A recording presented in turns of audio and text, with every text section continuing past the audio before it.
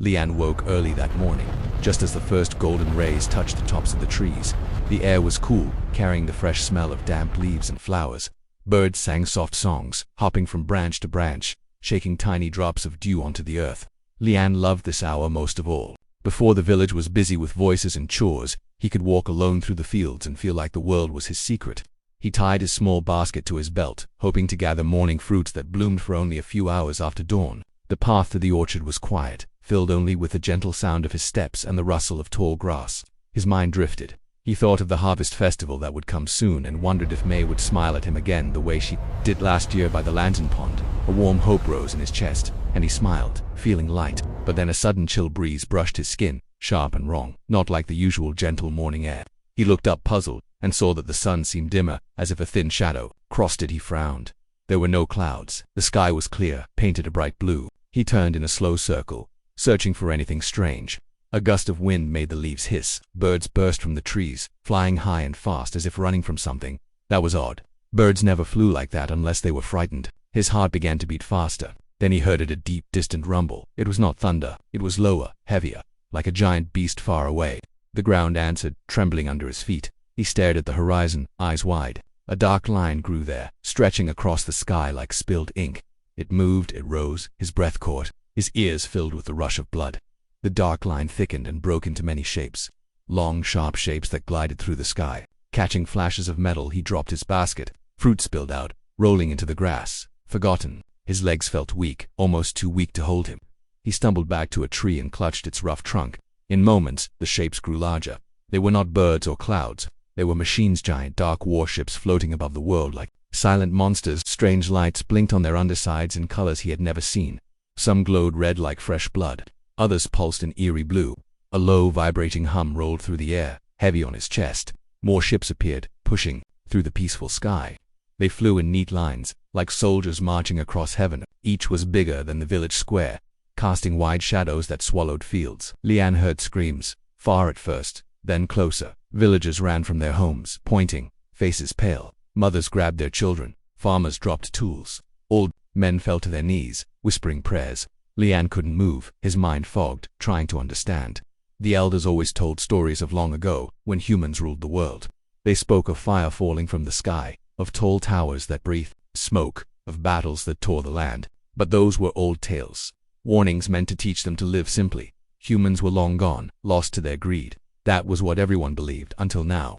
A sudden roar tore through the air so loud he covered his ears and sank to his knees. The warships broke their neat lines, engines glowed bright. Streams of fire shot out, pushing them lower. One ship passed directly overhead. Its belly was a maze of panels and lights, marked with harsh symbols. A foul, burned scent poured down, choking and oily.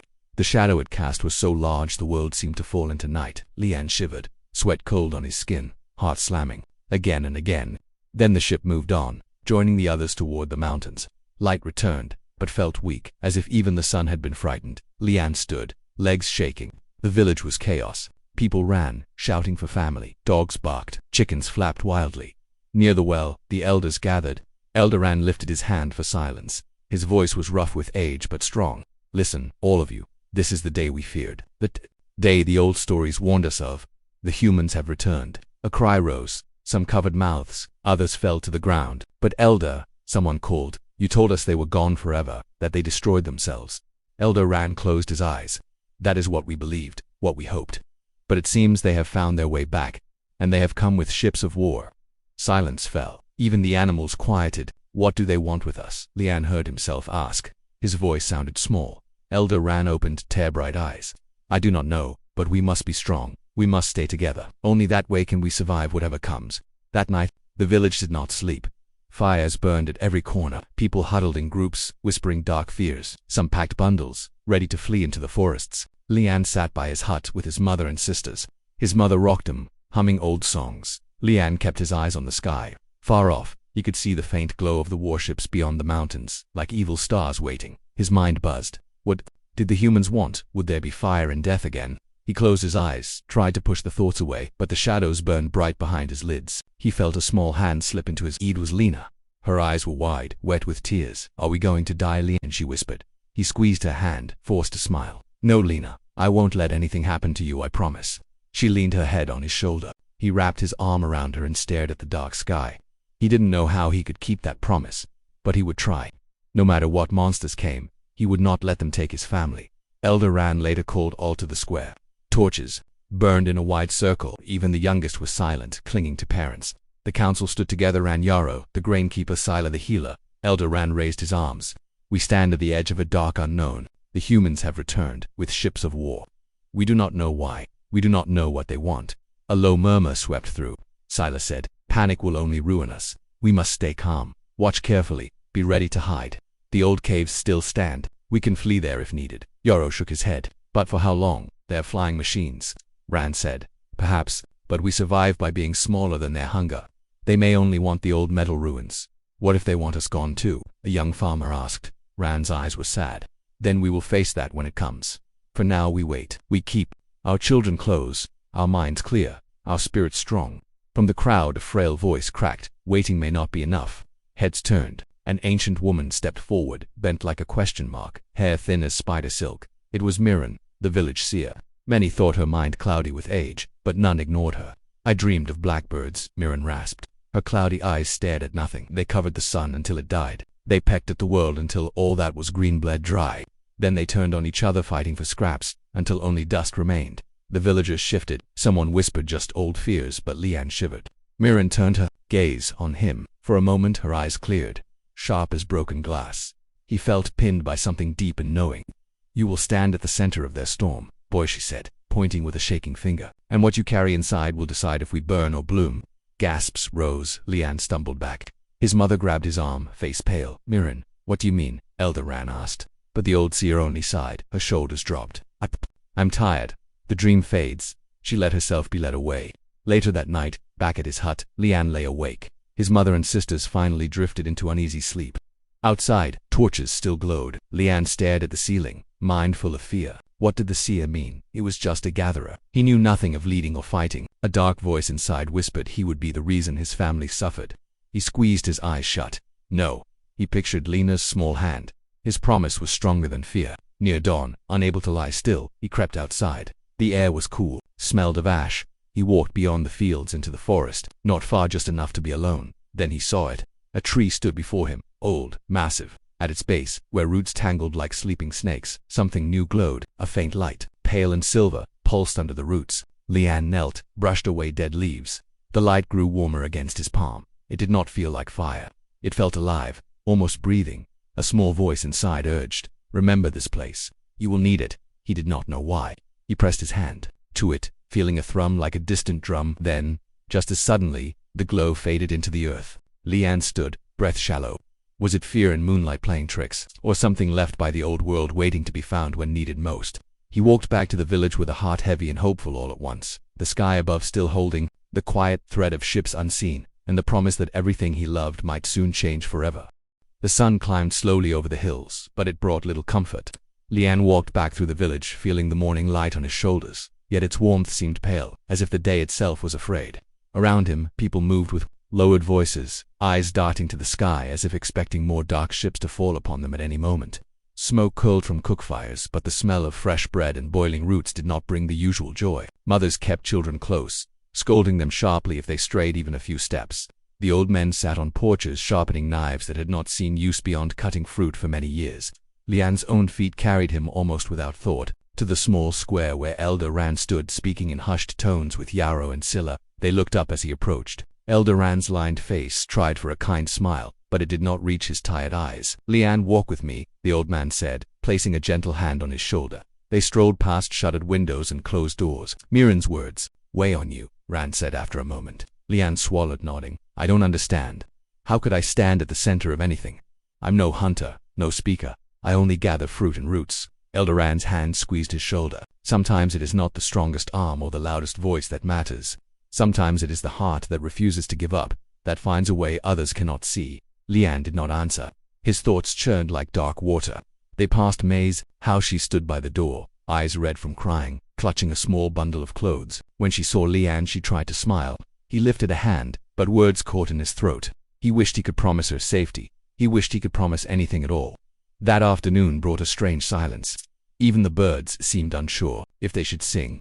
People gathered in doorways staring west. The The first human machines appeared just beyond the fields, rolling on huge black wheels that crushed the grass flat. They were shaped like beetles, covered in hard shells of metal, and their long necks turned side to side, scanning the land. Small buzzing devices flew above them, dipping low, glowing with little blue lights that seemed to taste the air. Lian stood beside Eldoran at the edge of the village. His hands shook. "They're searching for something," Yarrow muttered. "Or someone," Scylla added with a whisper that made Lian's stomach twist. The metal beetles did not come closer. They circled, paused, then moved on, leaving deep scars in the fields. When they were gone, brave souls went to see the damage. They returned with stories of grass turned black, small animals dead where they stood, their fur burned by strange heat. That night the elders met in the square again, torches burning low. Lian sat at the edge, hoping not to be noticed, but Elder Ran called him forward. "We must speak plainly," Ran said, his voice low. "These humans come with tools of war, yet they do not strike us, not yet. They search, perhaps for old treasures buried by time, or perhaps for something more, or someone more," Silas said again, eyes fixed on Lian. He felt the weight of every stare. His mouth went dry. "I don't know anything," he managed, "except there was something in the woods, a light under the old tree. It felt alive. I can't explain it." Murmurs rose. Elder Ran nodded slowly. "The earth holds many secrets. Some left by those before us, some by Eris itself. If it called to you, there may be a reason." Lian wanted to argue, to say he was no one special, but the words died. In his heart, that quiet pulse under the tree still throbbed. That night he barely slept. Lena clutched him tightly. Their mother dozed against the wall, waking often to listen for sounds outside. When the darkness began to thin, Lian rose quietly and stepped outside. The village was still, cloaked in gray. A fog rolled low over the ground. He walked toward the forest again, feet guided by something he could not name. When he reached the old tree, he knelt and pressed his hand to the roots. Nothing happened at first. Then a slow warmth spread into his skin, up his arm into his chest. It felt like a heartbeat. His breath caught. A whisper brushed his mind, not words exactly, but an urging not to run, not to hide, but to stand. His eyes stung with sudden tears. Was it madness, born of fear, or did something in the earth truly speak to him? When he returned, Elder Ran waited at the edge of the trees. "You went back," the old man said. Lian nodded. "Ashamed. I don't know why. I can't stop myself." Elder Ran's face was grave, yet kind. "Then perhaps it is meant to be you. Sometimes the river does not flow where we wish, but where it must." Before Lian could answer, a loud crack split the air. A bright streak of light shot from the sky, striking just beyond the village. The ground jumped under their feet. Lian stumbled. A cloud of dirt rose, followed by a deep ringing in his ears. When it cleared, he saw something huge resting in the fields, a metal pod, steaming, sides glowing with faint lines. The villagers poured out of their homes, drawn by terror and curiosity. Elder Ran held up a hand. "Stay back." But it was too late. The pod hissed, a line splitting down its side. A ramp unfolded. From the darkness inside stepped figures wrapped in hard suits, faces hidden behind black glass. Human soldiers. They carried long devices that clicked and buzzed. Lian's breath caught. One of the soldiers raised a hand, palm out almost in greeting, but another swung his device toward the crowd. A flash, a cracking sound, and the ground beside Elder Ran burst into a shower of dirt and rock. The villagers screamed, ducking back. Elder Ran did not flinch. He stepped forward, hands raised. "We mean you no harm," he shouted in the old tongue, hoping they would understand. The soldier tilted his head, as if listening. Then he lowered his weapon. The lead figure pressed something at his side. A cold voice echoed from a speaker on his chest. "You will not be harmed if you obey. Remain within your dwellings. Straying beyond your borders will be punished." The words were slow, almost careful, but heavy with threat. The villagers huddled together. The soldiers walked past them, scanning the ground, instruments flashing. They seemed to pay little attention to the people. It was as if they were searching for something far more important. Lian's skin crawled. What if they found the glow under the tree? That night he could not rest. Elder Ran came to their hut, sitting close by the fire. His hands trembled slightly as he held them out to the flames. "Long ago," he said softly, "humans dug deep into Eris, pulling out her bones to feed their greed. Some say the earth fought back. Some say it simply broke under the weight. But whatever lies beneath us remembers them. Perhaps it calls to you now because you are not burdened by their hunger. You are still innocent." Lian stared at the old man, unsure how to answer. "What should I do?" he finally whispered. Elder Ran looked at him with sad eyes. "Listen, trust what the earth shows you, and do not let fear blind you. We may all depend on that." Lian did not sleep at all after that.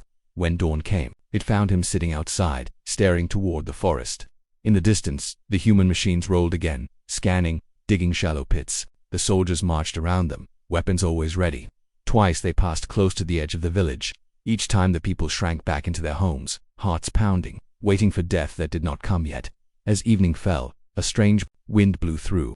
It carried the faint scent of burning metal, sharp and unpleasant. Lian felt a shiver crawl over his skin. He stood and walked back to the old tree, drawn by a force deeper than thought. This time when he knelt, the glow rose quickly, wrapping around his hands like warm water. A clear image filled his mind, the human warships overhead, dark and heavy, cracking apart with bright blue light. Then silence, and the sun shining again on a clean sky. His heart jumped. Was it a promise, or only a cruel trick of hope? When he pulled back, he felt different inside, as if something gentle and powerful had settled deep in his chest. He returned to the village to find Elder Ran waiting. The old man smiled faintly. "It has begun," he said simply, as if he too had seen the same vision. Lian looked past him to the sky.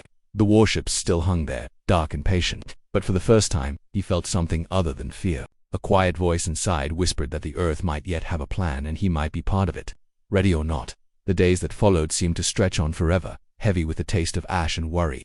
The human soldiers made their camp near the broken fields, setting up tall, thin towers that blinked with red eyes through the night. Strange buzzing machines flew above them at all hours, scanning the ground, humming like angry insects. The villagers tried to go on with their lives, tending gardens, feeding goats, mending roofs, but everything was done with half an ear turned to the sky, hearts jumping at every unexpected sound. At dawn, Elder Ran gathered the families in the square, speaking softly of courage, of staying calm, of protecting one another. But even his strong voice sometimes broke, and that frightened the children most of all. Lian spent his days wandering between tasks, helping patch fences, carrying buckets of water, trying to keep busy so his thoughts would not drown him. At night he lay awake listening to Lena's small breaths, thinking of the glow under the old tree, of the warm pulse that now lived inside his chest. Sometimes, when he closed his eyes, he could almost hear a soft whisper, like leaves rustling, telling him to be ready. Then one morning everything changed again. A loud rumble shook the village, deeper than thunder, rolling up from the ground itself. People poured into the streets clutching each other. Beyond the last row of houses, near the edge of the forest, huge machines had arrived, even larger than the beetle-shaped ones. They rolled forward on wide black treads, tearing up the earth, dragging behind them long claws that carved deep wounds into the soil. Thick hoses snaked from their bellies into the ground. As they moved, pale steam hissed up around them, carrying a sour smell that made Lian gag. Elder Ran stood staring, fists clenched. "They're digging," he whispered, "digging for what?" Someone cried. "What lies buried that they would tear open the heart of the world?" Lian did not have to wonder. Deep inside he felt a sudden pulling, a tug that went straight to where the gentle thrum lived in his chest. It ached sharply, like something inside him feared the machines. He pressed a hand against his ribs, sucking in a breath. That night the digging did not stop. Fires burned around the human camp. Metal arms reached into the open pits, pulling up dark chunks of rock that glowed faintly blue. Lian could see it from the edge of the village. His stomach twisted. Elder Ran came to stand beside him. "That is the old poison," the elder said heavily. "Left from the first days, when humans bled the ground for power. It sleeps deep." For a reason, Lian shivered. What will they do with it?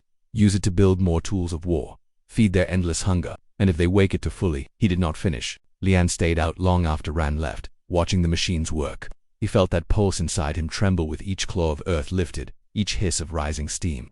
When he finally turned to go home, he found May waiting near the path.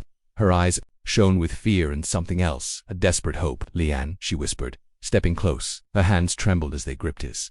"The others say you've been touched by something under the forest. They say you might be the reason. The humans dig here now." His heart lurched. "I never asked for any of this," he choked out. May's grip tightened. "But if it's true, you must find a way to stop them. Please, I can't lose my family or you." Before he could answer, she pressed her forehead, her breath warm on his cheek. Then she ran back into the shadows, leaving him shaking. The next morning, soldiers entered the village. Their dark suits moved stiffly, weapons held ready. One spoke through the cold box on his chest. "All inhabitants will gather in the center. Obey or be punished." The villagers huddled together. Lena clutched Lian's hand so tightly it hurt. Soldiers walked among them, waving strange blinking rods. When one passed Lian, it stopped, lights flashing red. The soldier tilted his head, then motioned. Another came forward with a device that hissed and sprayed something cold over Lian's arm. Pain lanced through him. He cried out, dropping to one knee. Lena screamed. The soldier scanned again. This time the lights on the rod turned green. The soldiers paused, then one leaned close, his dark glass face only inches from Lian's subject. "Identified," the machine voice crackled. "Prepare for extraction." Elder Ran stepped forward. "No, he is just a boy." The nearest soldier swung his weapon, striking Ran across the shoulder. The old man fell with a grunt. Villagers shouted, but other soldiers raised their arms, weapons humming. "Remain calm or face termination," the voice boomed. 2 soldiers hauled Lian to his feet. Lena sobbed, grabbing his tunic. A 3rd soldier pushed her roughly away. Lian shouted, struggling. It did no good. Metal hands gripped him like iron chains. As they dragged him toward the edge of the village, he twisted to look back. Eldoran lay on the ground, blood dark on his sleeve. May stood frozen, tears streaming down her face. Lena knelt where she had fallen, reaching for him. Then the soldiers pulled him into the trees. They marched him through the forest toward the human camp. Each step sent a sharp ache through his chest, as if the pulse inside him fought to stay with the earth, with his home. When they reached the edge of the clearing, the machines towered overhead, clawing still. Strange lights blinked all around. Metal shelters rose like ugly mushrooms. Soldiers moved everywhere. They pushed him into one of the shelters, where walls glowed faintly and the air smelled burned. A human without a helmet waited there, hair cut close to his skull, eyes cold and sharp. He wore a small device over one ear that blinked with blue light. He studied Lian for a long moment. Then he touched a panel. A thin beam of light swept over Lian, humming. The man frowned. Unexpected biosignatures detected. "You've bonded with residual energy," he said flatly. Lian did not understand. His chest hurt. "Why are you doing this?" he rasped. The man ignored the question. He tapped the side of his head, speaking low to someone unseen. Then he leaned close. "Whatever you carry inside, we will have it one way or another." Cold fear stabbed through Lian. Soldiers pulled him away again, this time into a small room with metal walls. The door sealed behind him. He was alone. The floor vibrated gently underfoot, as if the entire place was alive. He sank to the ground, pulling his knees to his chest. Inside, the warm thrum he had felt since touching the old tree was now a rapid beat, frightened like a small bird. He closed his eyes, trying to calm it. A faint whisper reached him, like wind moving through leaves, though there was no wind here. "Be strong," it seemed to say. "Remember who you are. Remember where you belong." Hot tears slid down his cheeks. He thought of Lena, of May, of Eldoran. He would not let these strangers break him, even if he did not know how to stop them. Somewhere deep under the machines, under the poisoned ground, he felt something still watching, waiting, and a tiny part of him dared to hope that maybe the earth itself was not done fighting yet. Hours passed in that small metal room. Lian did not know how long exactly, only that the cold walls never changed, and the dim light above never shifted. His stomach twisted with hunger. His throat felt dry. But worse was the fear, the heavy dread that pressed on his chest with every breath. Sometimes he thought he heard faint scratching beyond the walls, like claws or wires moving, or maybe it was only the echo of his racing heart. Then the door slid open without warning, hissing like an angry snake. 2 soldiers entered, faces hidden behind dark glass, and pulled him roughly to his feet. They marched him through narrow halls that buzzed with hidden energy, until at last, he stood in another chamber, larger, lined with smooth panels that glowed with moving lines of blue. The human without the helmet was there again, tapping a screen. He looked up, his sharp eyes narrowing. "Your biology is strange," he said in a flat voice, as if speaking about a broken tool.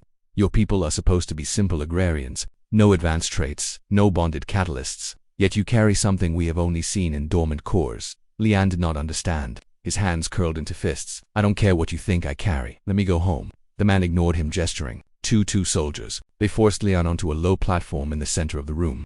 Cold metal closed around his wrists and ankles, pinning him down. Panic rose in his throat. He struggled, muscles burning, but the restraints did not budge. The man stepped close, studying Lian's face. "Do you know what lies beneath your village, under these gentle fields?"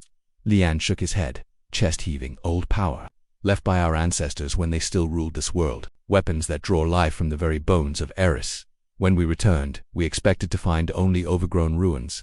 Instead, we found this something still active, reaching up through you. Perhaps the planet itself seeks a new guardian, or perhaps it is only a last flicker before dying.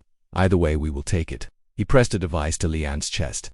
A cold pulse shot through his body, sharp and bright. Lian cried out, his back arched, eyes wide, as if fire raced through every vein. In that burning moment, he saw flashes, the old tree splitting open with light, roots spreading like veins, into the world, warships above cracking apart, falling in silent ruin. Lena running through green fields laughing, May's hand reaching for his, Eldoran smiling with tears in his eyes. Then it was gone. He collapsed back, gasping. The man watched calmly, fascinating. "The connection is stronger than our scans suggested." He turned to a panel, fingers moving quickly. "We will extract it fully, then your body will be of no further use." Horror surged through Lian. No stop. He pulled against the bonds until his wrists bled. Inside his chest, that gentle thrum now pounded, wild and desperate, pushing back against the cold spreading through his limbs. The machine around him began to hum, lights flashing faster. A whining sound built up high and sharp. Lian's vision blurred. Somewhere beyond this pain, he felt the earth, the deep, slow heartbeat of Eris itself. It was not words, but a feeling, a promise. You were not alone. Suddenly warmth flooded back through him, rushing outward like sunlight breaking through storm clouds. The machine shuddered. Sparks flew from the panels. Alarms blared, red lights flashing. The man shouted orders. Soldiers ran forward, reaching for Lian, but the restraint snapped open with a loud crack. He rolled off the platform, hitting the ground hard. Instinct drove him to his feet. His body felt alive, buzzing with energy that wasn't his alone. One soldier lunged. Lian raised his hand without thinking. A shockwave burst from his palm, hurling the soldier back against the wall with a heavy crash. The metal dented. Another soldier raised his weapon. Lian ducked just as a beam of red light seared past, scorching the floor. He sprinted toward the door. It slid open with a jolt, as if pushed by unseen hands. Alarms screamed through the corridors. Now he ran, heart slamming, the pulse inside him guiding his steps. He burst out into the cold night air, staggering into the human camp. Soldiers shouted, turning, but the machines, the great digging claws, began to spark and twist, groaning under forces they could not resist. Metal split open, streams of blue light pouring out like liquid stars. Lian ran for the trees. Behind him, explosions thundered. Hot wind shoved at his back.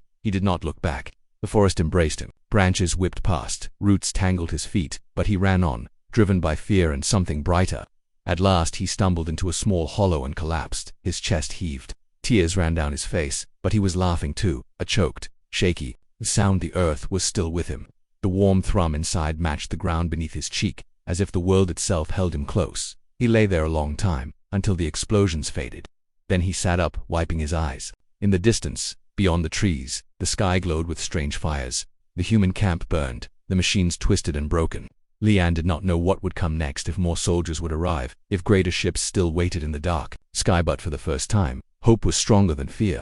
He touched his chest, feeling the gentle thrum, and whispered, "I will protect them, I promise."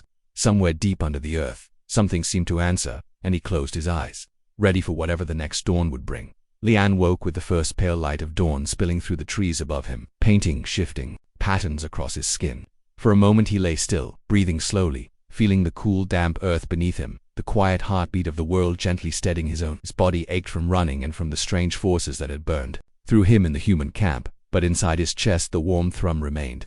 Softer now, almost tender, as if grateful to be safe again. He sat up carefully, wincing as stiff muscles protested, and looked around. The forest seemed untouched by the chaos of the night before. Birds flitted between branches, a soft breeze carried the smell of moss and flowers, and small creatures rustled in the underbrush. It felt almost wrong that the world could be so peaceful after everything that had happened. Rising slowly, he started back toward the village. Each step seemed to echo with the question he couldn't yet answer. What was he now, with this strange power inside him? Could he truly protect the people he loved? The path twisted between ancient trunks and sun-out clearings until at last he broke from the trees and saw the village sprawled quietly below. Smoke rose from cookfires. Children played in small groups, though their laughter was subdued, watchful. At the edge of the nearest field, Elder Rand stood talking to May and several others. Lian's heart leaped at the sight of them. When May saw him, her hands flew to her mouth, eyes filling with tears. Elder Rand turned sharply, relief breaking across his tired face. They hurried to meet him. Lena was there too, running faster than all the rest. She threw herself at him so hard he nearly fell back into the grass. "I thought they took you forever," she sobbed against his chest. He held her tightly, burying his face in her hair, feeling the knot inside his heart loosen just a little. May reached them next, hands trembling as she cupped his face. "We heard the noise from the camp. We thought it was." She couldn't finish, tears spilling over. "I'm all right," Lian whispered, though he hardly believed it. Elder Rand laid a hand on his shoulder.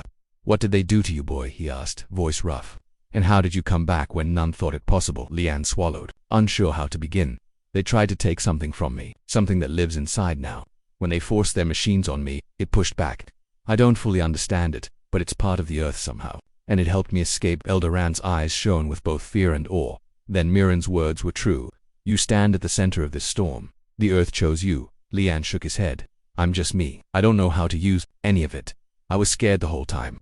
"Courage isn't never being afraid," Rand said gently. "It's doing what must be done, even when your heart quakes. And you came back to us when many would have run forever." Lian managed a small smile, gripping the elder's hand. That evening, the villagers gathered in the square. Word of Lian's return spread quickly, along with whispers of strange lights and the human machines torn apart in their own camp. Many stared at Lian with a mixture of hope and wariness, mothers clutching children close, old men nodding solemnly. Elder Rand stood by Lian's side and raised his voice. We have lived long with the stories of human greed and ruin. We thought them gone forever. Now they return with iron claws to tear our home apart. But the earth itself has answered through one of our own. We must trust it, and him. Murmurs rose, some fearful, some relieved. May stepped forward then, slipping her hand into Lian's. Her grip was warm, sure. That small gesture steadied him more than any speech. As night fell, Lian sat with May and Lena by the small fire outside their hut. He told them of the glow beneath the tree, the way the old power had flooded through him, the terror in the humans' eyes when their own machines turned against them. Lena listened wide-eyed, clutching his arm tightly. May leaned her head on his shoulder. Whatever this is, she whispered, you won't face it alone. The thought eased some of the tightness in his chest, but deep inside, he still felt the pulse of the earth stronger now that he was back on village soil. It seemed to stretch through him into the ground itself, whispering of dangers not yet ended. Sometime in the dark hours before dawn, he woke to a low rumble far off. He slipped from the hut and stood in the cool grass, eyes scanning the horizon. There against the stars moved more dark shapes, warships, larger even than before, drifting slowly toward the mountains. His heart clenched. The humans were not done. Perhaps they had sent word beyond the skies, calling for greater force. The earth inside him stirred, almost impatient, as if urging him to prepare. He pressed a hand over his chest. What do you want me to do? He breathed. A gentle warmth spread through his palm, not an answer exactly, but a promise that he would not face it alone. Behind him, May stepped quietly into the night, wrapping her arms around his waist. I couldn't sleep, she whispered. Neither could I. Together they watched the silent ships glide across the stars, knowing this was only the beginning. Lian closed his eyes and tried to be brave, to hold tight to that living thrum inside that tied him to something far older and stronger than any human machine. Whatever storms were coming, he would not turn away. The next day dawned pale and brittle, as if the light itself feared to touch the world. Lian rose early, unable to sleep any longer. The quiet throb inside his chest now a constant companion that seemed both to comfort him and keep him always on edge. The villagers gathered again in the square, their faces drawn tight with worry. Word had spread of the new ships in the sky, of the way they hovered like dark watchers above the mountains. Elder Rand stood at the center, his voice calm though his hands twisted together when he thought no one saw. We have lived peacefully for many seasons, he told them. But that peace was always borrowed time. Now the humans come again, not to live among us or trade as legends say their ancestors once did, but to strip Eris bare. And somehow by the earth's own will, our Lian stands between them and all we hold dear. All eyes turned to Lian then. He felt heat climb up his neck. Part of him wanted to shrink away, to run into the forest and hide beneath the old tree until all this passed, if it ever would. But he felt May's hand slip into his, firm and sure, and Lena's small fingers wrapped around his other arm, holding on with a trust that nearly broke his heart. He took a deep breath. I don't know how to stop them, he said, his voice cracking with the weight of so many fears. But I know this: when I was in their camp, when they tried to tear this power from me, something in the earth pushed back, not just in me, but all through their machines, I think. I think it's alive, and it does not want them here any more than we do. A shiver ran through the crowd. Some crossed themselves in the old way, muttering prayers, but Elder Rand only nodded, eyes shining. Then we must stand with it, and with you. As the day wore on, strange winds began to coil through the village, carrying scents of stone and damp roots. Birds flew low, chattering wildly, and even the goats refused to stray far from their pens, stamping nervously. That evening Lian went again to the old tree, drawn by an urging deeper than thought. Elder Ran and May followed him, with Lena trailing close behind. As he knelt and pressed his hands to the gnarled bark, a soft glow rose around his fingers, spreading into tiny veins of light that ran through the cracks and hollows. Warmth spilled up his arms and he felt the earth's slow, patient anger like a sleeping giant stirring at last. A vision poured into him, the human warships drifting overhead, their engines thrumming, heavy guns hanging from their bellies. Then roots, impossibly huge, coiling up through the ground, wrapping around the ships, crushing metal like brittle leaves. The ships burst apart in silence, spilling fire and fragments into the sky. When he opened his eyes, he was crying, though he did not know if it was from terror or hope. Elder Ran crouched beside him, placing a steady hand on his shoulder. "What did you see, Lian?" he asked quietly. "The earth will fight," Lian whispered. "But it needs meat, needs all of us. It's not a weapon we can aim like the humans do. It's more like a living friend who will rise if we stand with it." That night the villagers gathered near the tree. Lian stood at the center, guiding them as best he could, telling them to press their hands to the ground, to think of their fields, their homes, the laughter of their children, all the small, simple joys they feared to lose. Slowly, the earth began to glow in thin lines that spread between fingers and roots and stones, weaving them together. Lian felt it all through him, a gentle tide that grew stronger with every trembling heart that joined. Somewhere far off, alarms began to wail. From the direction of the mountains came bright flashes, cold and sharp against the night. Warships moved, descending, their lights sweeping the ground. A rumble rose beneath Lian's feet, not just the quiet thrum he had come to know, but a vast, rolling power that made the air vibrate. He sucked in a breath. "It's starting," he said, barely more than a whisper. May squeezed his hand so tightly it hurt. Lena clung to his side, burying her face against him. Eldoran stood with his head bowed, tears sliding through the deep lines of his face. Then the first great cracking sounded, as if the world itself split open. From the distant fields, massive roots burst from the soil, thick as houses, coiling upward in twisting arcs. They slammed into the nearest warship, with a sound like shattering bells. Metal ripped apart, flaming debris tumbling through the sky. Villagers screamed and ducked, but Lian stood firm, feeling the rush of power pour through him and back into the ground, guiding the roots, urging them to strike again. More ships tried to rise, engines flaring bright, but the earth was faster. Roots and jagged spires of stone punched up, smashing into hulls, tearing wings away. Flames rolled across the night sky, pieces of iron rain falling far beyond the village. As the last ship fell, crumpling into the distant hills in a thunder of dust and fire, the roots slowly drew back into the torn ground, leaving deep scars behind. Silence settled, broken only by the crackle of small fires and the ragged breathing of hundreds of terrified, awed people. Lian dropped to his knees, drained to the marrow, but the pulse inside him was calm again, almost joyful. May knelt and wrapped her arms around him, Lena pressing close, Eldoran laying a hand on his bowed head. Around them, the villagers began to rise one by one, staring at the wrecked horizon, then turning back to Lian with tears and faint smiles. They had survived. The earth had stood with them because they stood with it. And for the first time, Lian dared to believe that maybe, just maybe, this power was not a curse but a gift, one he could learn to carry, for all their sakes. The sun rose slow and golden over the battered land, shining across twisted fields where massive roots had torn through soil and stone, leaving deep scars that still smoked faintly from the night's fury.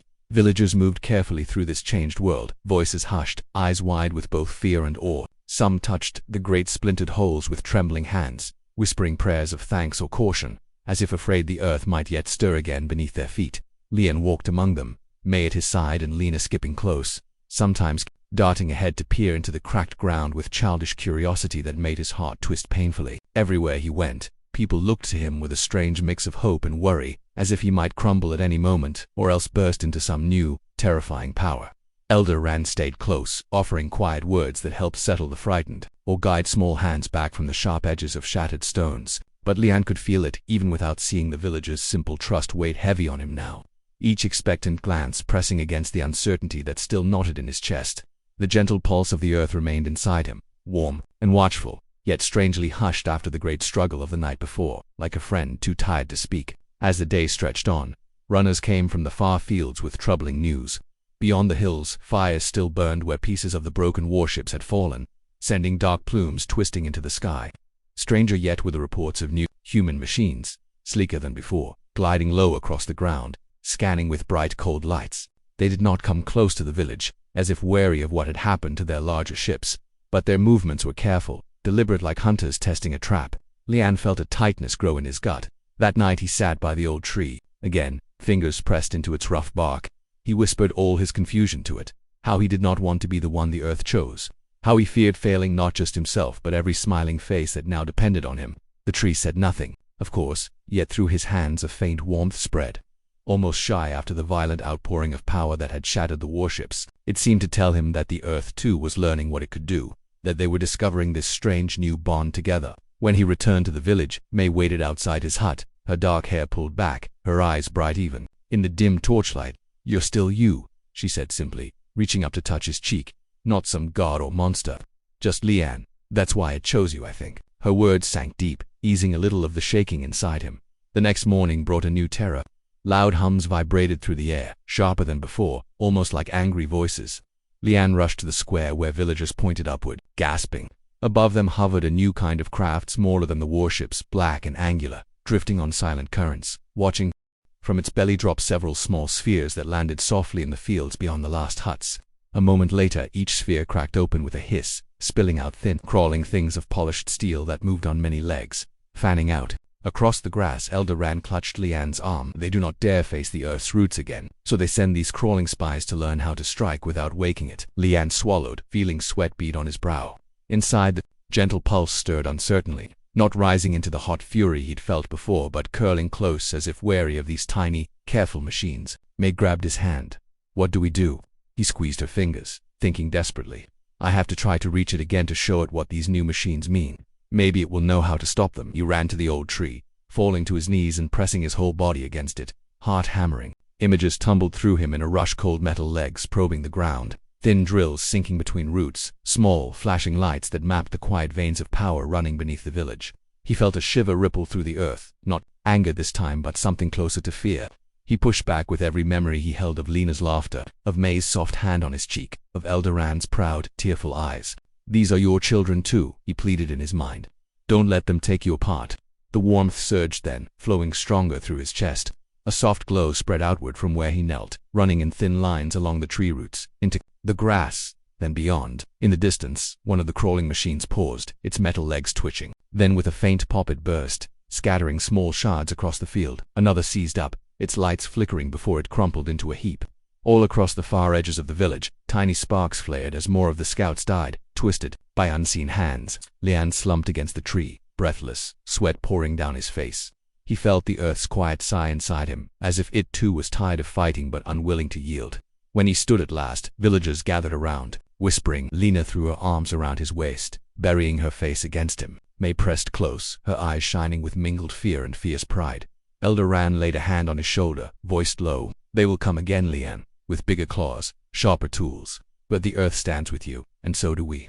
That must be enough. Lian closed his eyes, feeling the slow, steady heartbeat in the soil echo back through him. Whatever storms yet waited beyond the sky, he knew this. He would stand his ground, not as a warrior born for battle, but as a son of this soil, a keeper of its gentle breath, ready to protect it as best he could, for as long as he drew breath. Days slipped by in a strange hush, as if even the wind held its breath, waiting to see what might come next. The villagers moved carefully through their fields, rebuilding fences, patching roofs, tending to gardens that had been torn by the rising roots.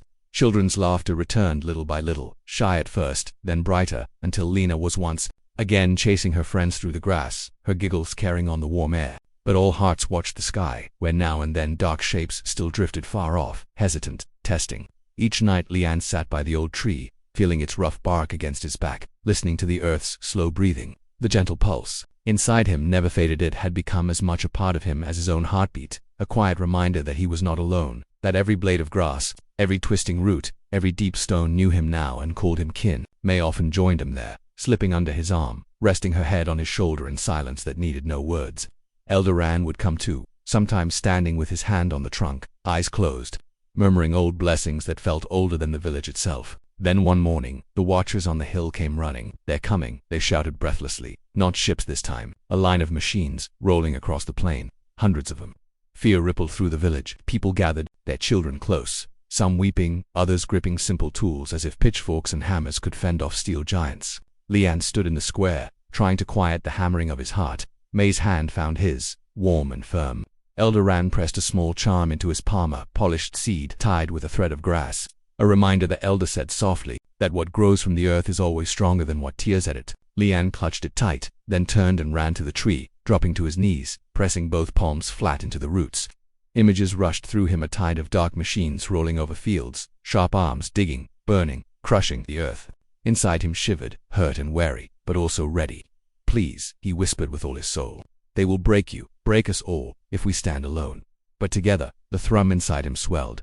Warmth poured through his arms, down into the roots. All around the village, tiny lights began to dance from the soil, small glows at first, like fireflies, then brighter, until lines of gold webbed through the ground in every direction. Villagers gasped, stepping back as slender shoots broke through the dirt, curling up into saplings that thickened and twisted within moments, spreading wide leaves that shimmered with faint light. Grass surged high, waving like green oceans, and flowers opened everywhere, bright and defiant. In the distance, the machines hesitated. Then they rolled forward again, metal treads crushing the new growth. But as they moved, roots shot up, wrapping around wheels, tugging, splitting iron with groans that sounded almost sorrowful. Vines crawled over holes, sliding into cracks, bursting them apart from within. Machines sputtered and died, one after another, until the once mighty line was only a field of silent wrecks tangled in living green.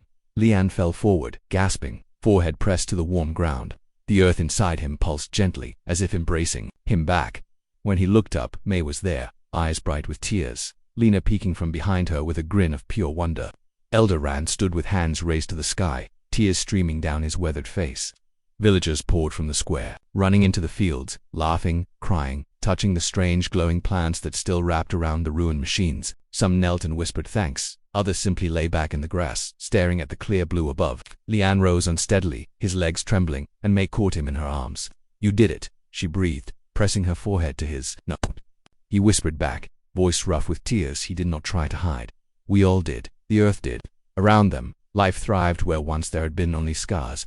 Flowers climbed over twisted metal, reclaiming it with tender leaves. Tiny birds flitted from branch to branch, singing bright songs that felt like laughter. And in that moment, Lian understood that their world was not saved forever. There would be more storms, more who came to take and burn. But so long as they stood together, hand in hand with the living ground beneath them, they would always rise. Again, he pressed a palm over his chest, feeling the gentle thrum there answer him, and smiled through his tears, ready at last to carry the gift he had been given, not as a burden, but as the deepest kind of promise.